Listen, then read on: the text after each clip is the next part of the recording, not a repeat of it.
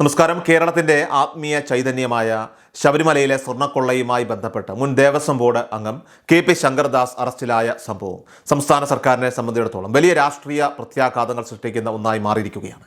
ഹൈക്കോടതിയിൽ നിന്ന് തുടർച്ചയായിട്ട് നേരിട്ട രൂക്ഷ വിമർശനങ്ങൾക്കും സുപ്രീം കോടതിയിൽ നിന്ന് ലഭിച്ച തിരിച്ചടികൾക്കും പിന്നാലെയാണ് ആഴ്ചകളായി തുടർന്നിരുന്ന ആശുപത്രിവാസം അവസാനിപ്പിച്ചുകൊണ്ട് അന്വേഷണ സംഘം ശങ്കർദാസിനെ പിടികൂടുന്നത്. ഇത് കേവലം ഒരു വ്യക്തിയുടെ അഴിമതിയല്ലെന്നും മറിച്ച് ഭരണകൂടത്തിൻ്റെയും CPIM-ൻ്റെയും ഒത്താശയോടെ നടന്ന അതിസങ്കീർണമായ ഒരു സംഘടിത കുറ്റകൃത്യമാണെന്നുമുള്ള ആരോപണങ്ങൾ ഇതിനോടകം തന്നെ കേരള സമൂഹത്തിൽ ആഴത്തിൽ വേരൂടിക്കഴിഞ്ഞു. ഒരു വശത്ത് കലോത്സവങ്ങളിലെ ഭക്ഷണ വൈവിധ്യങ്ങളെക്കുറിച്ചുള്ള ചർച്ചകൾ ഉയർത്തിക്കൊണ്ട് ജനശ്രദ്ധ തിരിച്ചുവിടാനായിട്ട് ഭരണകൂടം ശ്രമിക്കുമ്പോഴും ഭക്തരുടെ കാണിക്കയും ക്ഷേത്ര സമ്പത്തും കവർന്നവരോടുള്ള ജനരോക്ഷം ഭരണസ്ഥിരാ കേന്ദ്രങ്ങളെ ഭയപ്പെടുത്തുന്ന രീതിയിൽ ആളി പടരുകയാണ്. ശങ്കർദാസിന്റെ അറസ്റ്റ് വൈകിയതും അദ്ദേഹം ദീർഘകാലം ആശുപത്രിയിൽ സംരക്ഷിക്കപ്പെട്ടതുമൊക്കെ തന്നെ ഭരണകൂടം പ്രതികളെ വെള്ളപൂശാൻ ശ്രമിക്കുന്നുവെന്ന ആരോപണത്തിന് കരുത്തു പകരുന്നു. പ്രതി ചേർക്കപ്പെട്ട നിമിഷം മുതൽ ആശുപത്രിയിൽ അഭയം തേടിയ ശങ്കർദാസിന്റെ നടപടിയെ ഹൈക്കോടതി അതിശക്തമായ ഭാഷയിലാണ് വിമർശിച്ചത്. എന്തൊക്കെ അസംബന്ധങ്ങളാണ് സംസ്ഥാനം നടക്കുന്നത് എന്ന സിംഗിൾ ബെഞ്ചിന്റെ ചോദ്യം സർക്കാരിൻ്റെയും ആഭ്യന്തര വകുപ്പിൻ്റെയും വിശ്വാസ്യത തന്നെ ചോദ്യം ചെയ്യുന്ന ഒന്ന് തന്നെയായിരുന്നു. ICUവിൽ നിന്ന് മുറിയിലേക്ക് മാറ്റിയ ഉടൻ തന്നെ ഈ അറസ്റ്റ് നിയമത്തിന് മുന്നിൽ ആർക്കും രക്ഷപ്പെടാനാവില്ലെന്ന ഹൈക്കോടതിയുടെ കർശന നിലപാടിൻ്റെ ഫലമാണ്. തനിക്കെതിരെയുള്ള പരാമർശങ്ങൾ നീക്കണമെന്നാവശ്യപ്പെട്ട് സുപ്രീം കോടതിയെ സമീപിച്ച ശങ്കർദാസിന് അവിടെ നിന്നും തിരിച്ചടി ഉണ്ടായതോടെ വരും ദിവസങ്ങളിൽ കൂടുതൽ ഗൗരവമേറിയ വെളിപ്പെടുത്തലുകൾ പുറത്തു വരുമെന്ന് ഉറപ്പായിരിക്കുകയാണ്.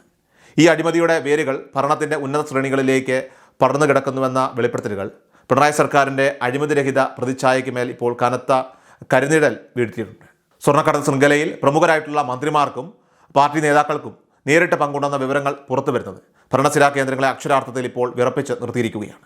ആഭ്യന്തര വകുപ്പിൻ്റെ മൂക്കിന് താഴെ ഇത്രയും വലിയ കൊള്ള നടന്നിട്ടും മുഖ്യമന്ത്രി നിസ്സംഗത പാലിച്ചത് എന്തിനായിരുന്നുവെന്ന ചോദ്യം രാഷ്ട്രീയ കേരളത്തിൽ വലിയ കൊടുങ്കാറ്റുകൾക്ക് തിരികൊളുത്തുന്നു. ശബരിമലയിലെ സ്വർണം പൂശിയ ചെമ്പുപാളികൾ മാറ്റിയപ്പോൾ അത് തടയേണ്ട ബോർഡ് അംഗങ്ങൾ തന്നെ അതിന് കൂട്ടുനിന്നു എന്നത് രാഷ്ട്രീയ അധംപതനത്തിൻ്റെ പരകോടിയായി തന്നെ ഇപ്പോൾ വിലയിരുത്തപ്പെടുന്നുണ്ട്. സ്വന്തം പാർട്ടി കേഡർമാരെ ദേവസ്വം ബോർഡിലേക്ക് തിരികെ കയറ്റി അവിടെ അഴിമതിയുടെ കേന്ദ്രമാക്കി മാറ്റിയെന്ന ആക്ഷേപം വിശ്വാസികൾക്കിടയിൽ പോലും വലിയ പ്രതിഷേധത്തിന് ഇപ്പോൾ കാരണമായി മാറിയിട്ടുണ്ട്. സ്വർണ്ണക്കൊള്ളയുമായി ബന്ധപ്പെട്ട വിവാദങ്ങൾക്കിടയിൽ തന്ത്രിയുടെ വീട്ടിൽ നിന്ന് കണ്ടെത്തിയ ദുരൂഹമായ വാഹനം അത് കേസിന് മറ്റൊരു മാനം നൽകിയിരിക്കുകയാണ്. ഇതിലൂടെ പുറത്തു വരുന്നത് ദേവസ്വം ഭരണാധികാരികളും ചില ബാഹ്യ ശക്തികളും തമ്മിലുള്ള ഗൂഢമായിട്ടുള്ള ബന്ധമാണ്.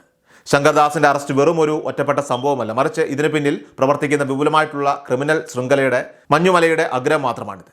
അന്വേഷണ ഏജൻസികൾക്ക് ലഭിച്ച വിവരങ്ങൾ അനുസരിച്ച് ദേവസ്വം ബോർഡിലെ മറ്റു ചില ഉന്നതരും ഉടൻ തന്നെ വലയിലായേക്കാം. ഇത്രയധികം തെളിവുകൾ പുറത്തു വന്നിട്ടും കണ്ടില്ല കേട്ടില്ല എന്ന നിലപാട് സ്വീകരിക്കുന്ന മന്ത്രിമാർ ജനങ്ങളെ വിഡ്ഢികളാക്കുകയാണെന്നും സ്വർണ്ണക്കടത്ത് സംഘത്തെ സംരക്ഷിക്കാൻ അധികാരം ദുരുപയോഗം ചെയ്യുകയാണെന്നും പ്രതിപക്ഷം ആരോപിക്കുന്നു. വിമാനത്താവളങ്ങൾ വഴിയും ക്ഷേത്രങ്ങൾ വഴിയും നടക്കുന്ന സ്വർണ്ണക്കടത്തുകളിൽ ഭരണകക്ഷിയുമായി ബന്ധപ്പെട്ടവരുടെ പേരുകൾ ആവർത്തിച്ച് വരുന്നത് കേവലം യാദൃശികമല്ലെന്ന് നിരീക്ഷകർ ചൂണ്ടിക്കാട്ടുന്നു.